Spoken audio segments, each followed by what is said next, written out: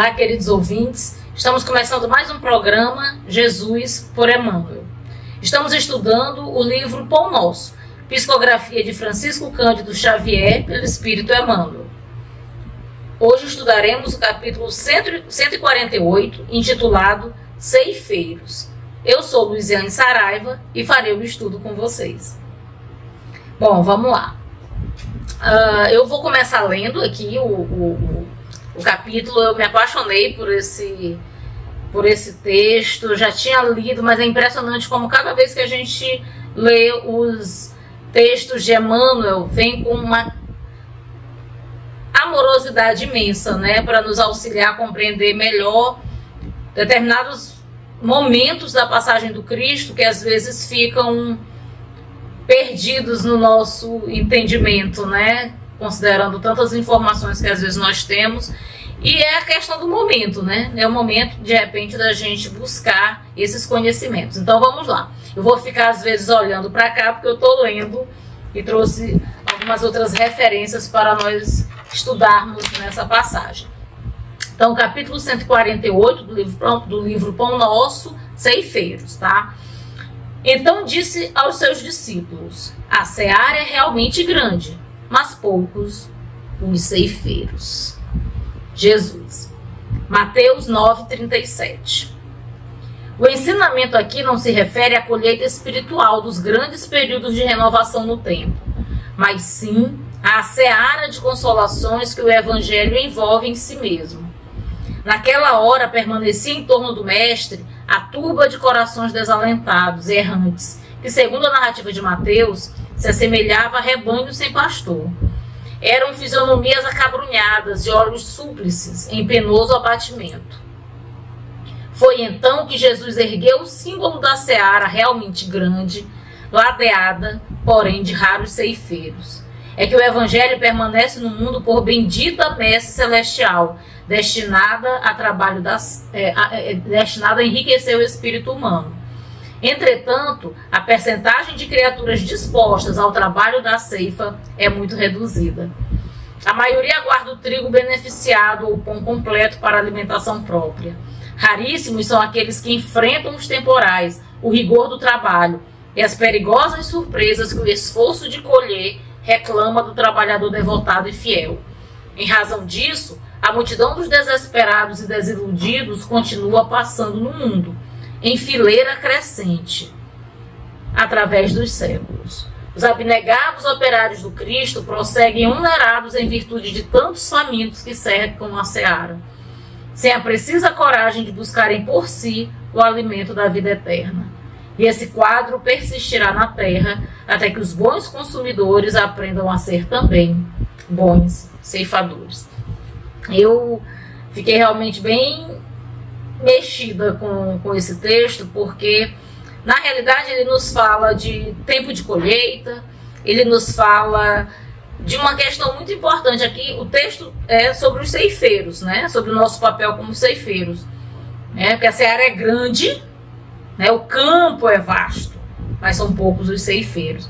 E aí, claro que se tem algo para ser ceifado, né? No sentido de ser colhido, é porque alguém plantou, e aí vem a importância também do semeador. Então acaba a gente falando do momento de semear, de aguardar o tempo certo do momento de colher, de ceifar.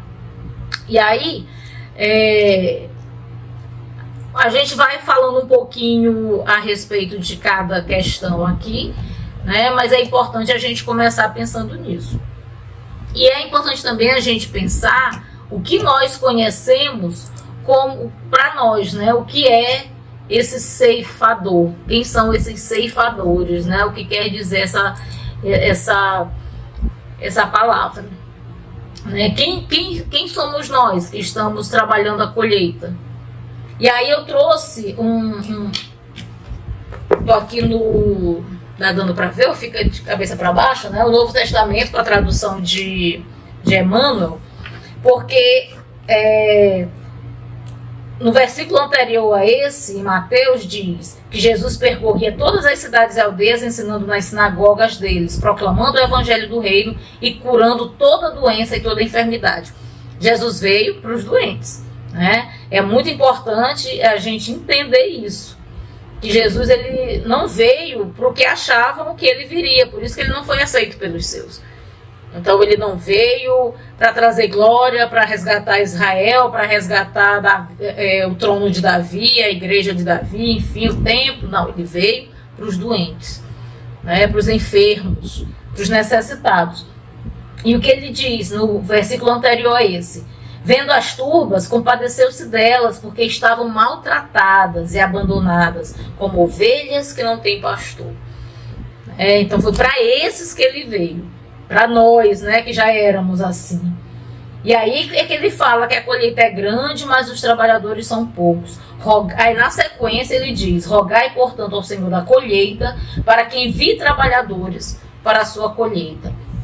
Né? E aí eu trouxe, antes de fazermos, já fazendo toda a nossa análise, que em vários momentos do Novo Testamento, Jesus falou sobre essa colheita, porque era um momento muito importante.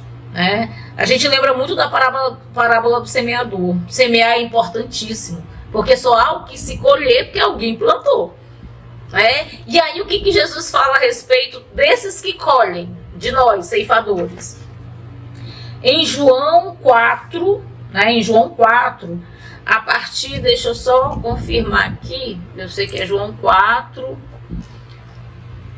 vou pegar aqui de 31 a 38, que foi o momento logo após ele encontrar a mulher samaritana, né, aquela mulher samaritana que ele encontrou, que ela estava num poço, tomando água, vendo água, ele falando, né, que se ela beber da água da vida nunca mais terá sede. E foi interessante, a gente sabe disso, porque quando os discípulos vieram e o viram conversando com uma mulher, e ainda uma samaritana, né? É interessante que até os próprios discípulos ficaram assim, né, meio ressabiados. Então, né, eles mesmos sentiram esse peso.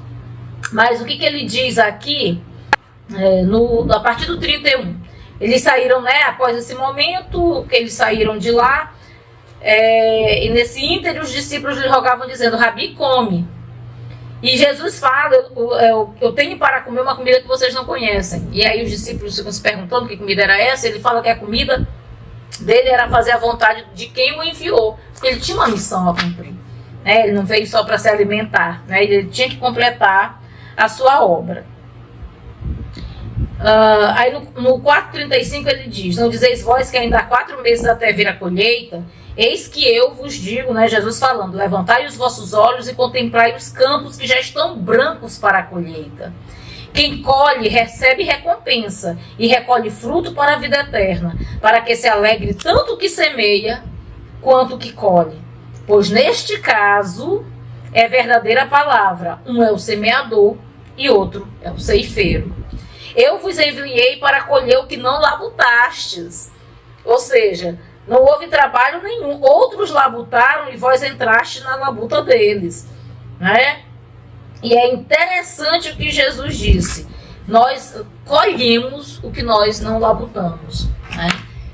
E quando Emmanuel fala sobre nós termos poucos ceifeiros, né, quando ele fala a respeito dessa passagem, o que Emmanuel diz? Que nessa seara de consolações que o Evangelho envolve, né, o que Jesus observava era a turba dos corações desalentados, que era um rebanho sem pastor, fisionomias acabrunhadas e olhos súplices em penoso abatimento. E aí ele observou que nós temos uma seara imensa de corações sofridos, amargurados, para esse trabalho que ele veio fazer, né? Ladeada, porém, de raros ceifeiros. Então o campo está cheio. Jesus disse lá em João: o campo está branquinho, já no ponto de colher. Porque essa semente ela já vem sendo plantada há muito tempo. E é importante a gente entender isso. Gente, desculpa aí.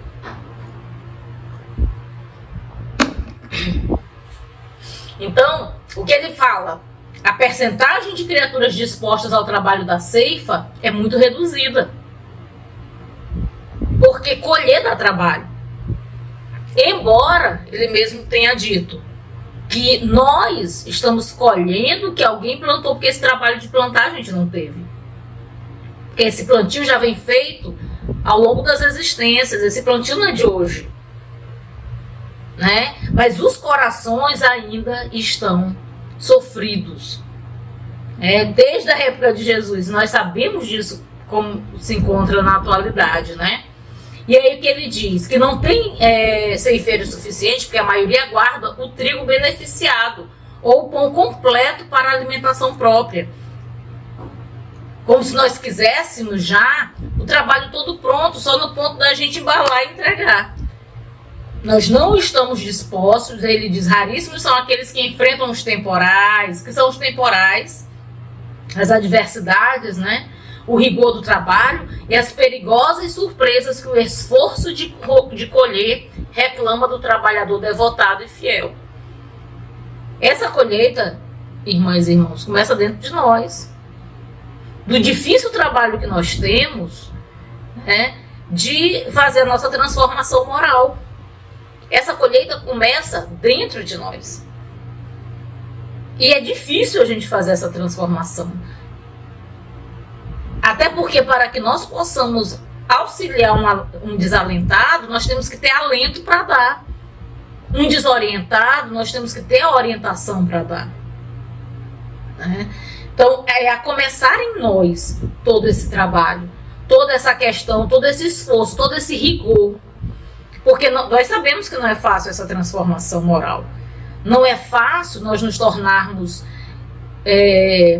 ceifadores preparados para a ceifa.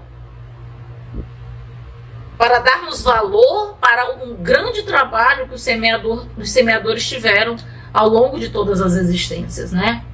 E aí o que Emmanuel fala? Como é muito difícil encontrar esse trabalhador devotado e fiel, a multidão dos desesperados e desiludidos continua passando no mundo, em fileira crescente, através dos séculos. E em quantos momentos nós deixamos o trabalho de ceifadores, porque nós fazemos parte dessa multidão de desesperados. E ele fala, os abnegados operários do Cristo prosseguem onerados, em virtude de tantos famintos que cercam a seara. Ou seja, quanto menos trabalhador, mais acarretados de trabalho eles ficam, porque é um grupo pequeno para uma demanda tão alta, né? E aí ele diz, vai mais dizendo ainda, sem a precisa coragem de buscarem por si o alimento da vida eterna. Ou seja, esses famintos, eles não conseguem buscar por si, porque eles estão cegos, desorientados, são ovelhas sem pastor, tá? E esse quadro persistirá na terra até que os bons consumidores aprendam a ser também bons ceifeiros. Olha só, que quantas vezes nós também fazemos parte dessa turba de perdidos, desiludidos, desorientados. E nós temos que nos transformar, nós temos que compreender nosso espaço nesse processo, nossa participação. Nós temos que buscar esse alimento da vida eterna, nós temos que ouvir as orientações do Mestre, ouvir as orientações do Cristo, nós temos que trabalhar para que nós possamos nos colocar na condição de ceifadores, para que nós possamos fazer a nossa parte nessa seara. Com muita gratidão, com muita abnegação, com muito amor, valorizando o trabalho do semeador, compreendendo que é tempo de colheita e compreendendo que nós temos que auxiliar o nosso mestre nesse processo. E para que isso aconteça, exige de nós que nos tornemos esses operários abnegados e fiéis, a partir de uma transformação moral que nos permita começar em nós esse processo de fortalecimento. Tá? Então, é muito importante que nós saibamos o nosso lugar nessa seara. E essa foi a nossa contribuição para o divulgar.net, neste capítulo maravilhoso de Emmanuel. Paz para todos e que Deus esteja sempre conosco.